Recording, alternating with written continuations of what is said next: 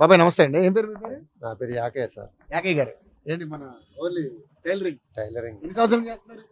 35 సంవత్సరాలు. 30 సంవత్సరాలు టైలరింగ్. ఓ సూపర్. ఎట్లా ఉంది వర్క్? పర్లేదా? పర్లేదు. సాటిస్ఫాక్షన్? ఇక రెడీమేడ్ వచ్చింది రెడీమేడ్ వచ్చిందా? కాబట్టి కొద్దిగా ఇబ్బందిగా ఉన్నాం కానీ నడుస్తుంది ప్రస్తుతానికి అయితే. సో మీకు కూడా గవర్నమెంట్ ఏమైనా రాయితీలు అంటే రాయితీలు ఏం లేవు మాకు, కనీసం పింఛన్ సుతా లేదు. 60 ఏళ్ళు దాటినాయి. 60 దాటినాయా? మరి ఎందుకు అప్లై చేసుకోవాలి? అప్లై చేసినా కానీ ఇప్పుడు ఈ నెక్స్ట్ టైం వస్తుందని అంటారు. ఓకే, వస్తాయి కావచ్చు, మరి చూస్తా. సో మీరు అంటే అంటే అప్లై చేయడం ఏమైనా లేట్ అయిందా? అంటే పోయిన గవర్నమెంట్ అప్పుడు 60 నిండలే. ఇప్పుడు పెట్టినాం, వస్తుంది అని ఆశ ఉన్నది. సో పింఛన్ వస్తే కొద్దిగా వెసులుబాటు. సో ఏంటి సార్ మరి ఇప్పుడు ఎలక్షన్స్ వచ్చేసాయి, మరి మున్సిపల్ ఎలక్షన్స్. మరి ఇక్కడ తొర్రూరులో 16 వార్డు కౌన్సిల్స్ ఉన్నాయి. మరి ఏంటి ఎలా ఉంది ఇక్కడ మున్సిపల్ కౌన్సిల్స్లో? ఏ పార్టీ అధికారంలో వచ్చే అవకాశం? ఎందుకంటే ఇక్కడ బీఆర్ఎస్ బలంగానే ఉందంటున్నారు, కాంగ్రెస్ బలంగానే ఉందంటున్నారు, అండ్ బీజేపీ పార్టీ కూడా ఉంది. మరి ఇక్కడ ఏంటి పరిస్థితి ఎలా ఉండబోతుంది? ఇక అధికార పార్టీకే ఎక్కువ అవకాశాలు ఎక్కువ ఉంటాయి. 12-13 దానికి వచ్చే అవకాశం ఉంటాయి. ఎందుకంటే ఇంకా టైం ఉన్నాయి కదా, ఆ టైం దాటలోపు ఇంకో సంవత్సరం వరకు చూస్తారు జనాలు. తర్వాత డిసిషన్ తర్వాత ఉంటది. ఇప్పుడైతే గవర్నమెంట్ కే అనుకూలంగా ఉంటది. అప్పుడు చూసినాం కాబట్టి ఇసుత గట్టినే వస్తుందని మా ఆలోచన. సో మరి ఇక్కడ అంటే పార్టీలు 3 ఉన్నాయి కదా, ఫైట్ ఎలా ఉండబోతుంది? పోటీ ఎలా ఉండబోతుంది? పోటీ 13-14 వస్తాయి ఇక్కడ. అంతే పక్క కాంగ్రెస్. సో పథకాలన్నీ అందుతున్నాయా? ఇక పథకాలు అంటే వాళ్ళు చెప్పిన వాటిలో కొన్ని చేసి కొన్ని చేయలేదు. అవి చేస్తే ఇంకా బాగుంటది. పింఛన్లు, లేకపోతే మన మహిళలకు 2500, 4000 పింఛన్ ఇవి చేస్తే మళ్ళీ గవర్నమెంట్ వచ్చే అవకాశాలు ఎక్కువ ఉంటాయి, పక్కా ఉంటాయి. అవి చేయకపోవడం కొద్దిగా వెనక ముందు ఆడతాను జనాలు. బడ్జెట్ కూడా లేదు అని అంటున్నారు కదా. బడ్జెట్ కూడా అంటే ఆయన మొత్తం లాస్ చేసిపోయింది కదా, దాని వల్లనే జనాలు విరక్తున్నారు. నిజంగా అన్ని ఇస్తారని నమ్మకం ఉందా మీకు? ఉన్నది.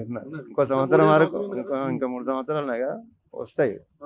ఆ 2 మహిళలకు ఈ 4000 పింఛన్ చేస్తే మాత్రం ఈ బస్సు ఫ్రీ తీసేసి ఇవి పెట్టినా బాగుంటది. అదొకటి తీసేసి ఈ 2 చేస్తే మళ్ళీ గవర్నమెంట్ వచ్చే అవకాశాలు ఎక్కువ ఉంటాయి. ఇంకో 5-6 నెలలు, సంవత్సరం పట్టవచ్చు. అవి చేస్తారని నమ్మకం మీద ఉన్నారు జనాలు. దానివల్లనే ఇప్పుడు గ్రామ పంచాయతీలు ఎక్కువ వచ్చినాయి. ఇప్పుడు సుతా మున్సిపాలిటీ సుతా చాలానే వస్తాయి అన్నారు, ఏం డౌట్ లేదు. రైతులకు మంచిగా చేస్తున్నారా? ఇక రైతులకంటే ఇప్పుడు రైతులకు వాళ్ళు మంచిగానే, వాళ్ళకు రుణమాఫీ అయింది, వాళ్ళకు పంటలు సుతా మంచిగా నీళ్ళు వస్తాయి, పంటలు పండుతాయి. కావాల్సింది రోడ్డు మీద బతికే వాళ్ళకు మంచి ఉపాధి అవకాశాలు కల్పించాలి.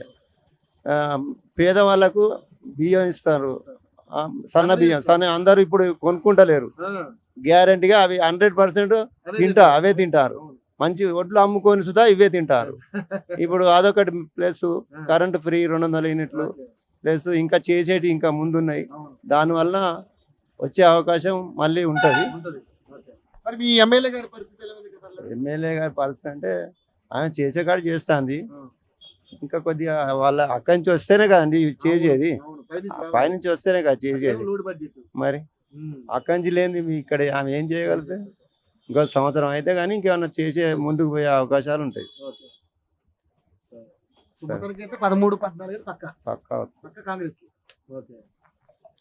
ప్రభుత్వం కూడా ఒకసారి ఆలోచించాలండి. ఎందుకంటే వీళ్ళకి అంటే రెడీమేడ్ దుస్తులు రావడం వల్ల పాపం ఎప్పటి నుంచో 35 ఏళ్ళుగా తను ఎంతో కష్టపడి కొడుతున్నారు షాప్ పెట్టుకుని.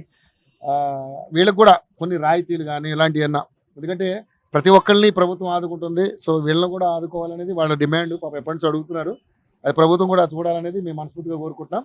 మీరు ఇలాంటి కార్యక్రమాలు అన్నీ చేస్తే ఈయన అన్నట్టుగా నెక్స్ట్ ప్రభుత్వం కూడా కాంగ్రెస్కే అంటున్నారు, అది మీరు ఆలోచన చేసుకోవాలా ప్రభుత్వం రావాలని. ఏం బాబా? అంతే కదా. అంతే. నెక్స్ట్ పింఛన్ 2500 లేడీస్ అవి చేస్తే గ్యారంటీ వస్తుంది. పింఛను 4000 ఏదైతే మీరు ఇస్తారన్నమాట, ఆ 4000 కూడా ఇచ్చేస్తే అదేవిధంగా 2500 ఆడవాళ్ళకి ఇస్తారు. బస్సు ఫ్రీ చేసిన బాధలు చాలా మంది అంటున్నారు, ఈయన ఒక ఆయన చాలా మంది అంటున్నారు.